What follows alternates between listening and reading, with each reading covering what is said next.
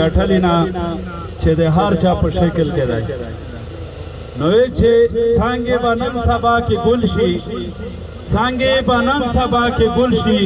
ما یې په سر کې سره غټۍ لیدلې دي د وزیرستان خلک دا ذمہوارات دلته د نن احتجاج د ایمرجنسی په بنیاد باندې چې توسه د زړه مان نه ز شکریا ادا کوو چې توس په مختصر نوټس باندې د امر خان کړو بنیادی دغه مقصد دا دی چې موږ د سیول انتظامیه سره باقاعده په دا باندې 2 ورځې 3 ورځې د پوره خلک میجر ټیټ کپ ګولای کې ورغ او دای په بیچ باندې سراکشن اول خو مسله دا روغله چې آغا دای بغاو راکړه او بیا دا 2 ورځې 3 ورځې مسلسل میش پر افتا کې د کمانډنټ شمیم سره او د ډي سي سره د اي سي سره خو د یغه څو شلای ریسپانس نه و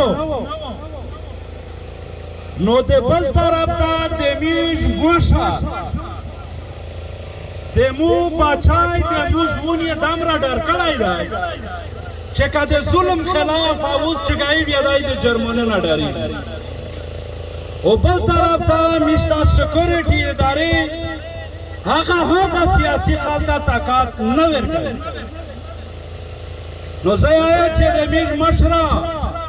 ته په خپل علاقه کې په خپل بچون باندې دار ظلم ماکا چې سبو ظلم کیږي دای د تو خلاف اوت نشي کړای دای د ګورنمنت خلاف اوت نشي کړای نو دا مشره د تو غلط فهمیدو د سیاسي خلک د امر پاور دی چې تو صرف په ځلیخیل کې خلک پیژنې تو صرف په خوجلخیل کې خلک پیژنې تو صرف په مزای کې خلک پیژنې داسې خلک شته چې د دغه نه د کراچۍ په خلک پیژنې خدای بیا د تو عزت کو خدای بیا د تو ریسپیکټ کو چې ته مو مشر یې چې د تو سره زه په غا کې نشرو په اختلافات کې نشرو نو مشره تو ته پکور دو چې کله لیکله مشر یې کله خو تلخله مشر یې ته دا خبره په مذاکرات باندې ورکا میرچال کول نه دي د سړی مړی ور کول نه دي نن په جواب د میش ام پی د مو ام ام منتخب منی دي ته د کردار وشیا لعنت ای په سره چې ته په دانه با علاقه ته چیرې سره مړی کی نو زه دا خبرې دي چې د ظلم خلاف کړه سیاسي خلک سر نه ټیټوي دستا کا چې ډېر ښه د خپل دفاع او د مشر کادر یې وساتو زه چې یوره ایجنسي ته ورته سکیورټي فورس ته درته ورته مشران ته ته ورته شو خو ځل ته ورته شو ځل ته ورته شو چې ظلم نو ودان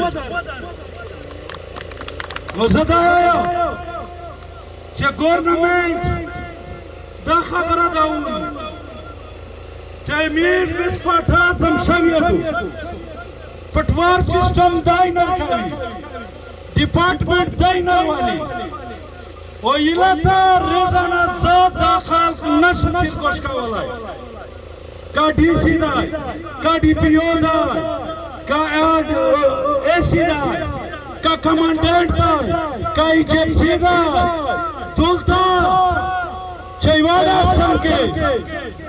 سماج وی بیا ور پولیس منډپ سوای بیا یې دارو ته پاتوي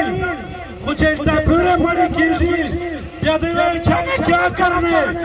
آپ استعفا دیتے لعنت ہے تمہارے کچھ پہ جو آپ سب توقع رکھتے ہیں وزدہ چې دا خلق دا چې دغه میجو سیاسي خلک ورسره پی ټی اے نور سوسایټي په جلسه نه میټینګو کې د خبرونو پرځي د امر سخت عملوي چې په مذاکرات نه بعد په میټینګ نه بعد ان شاء الله قریب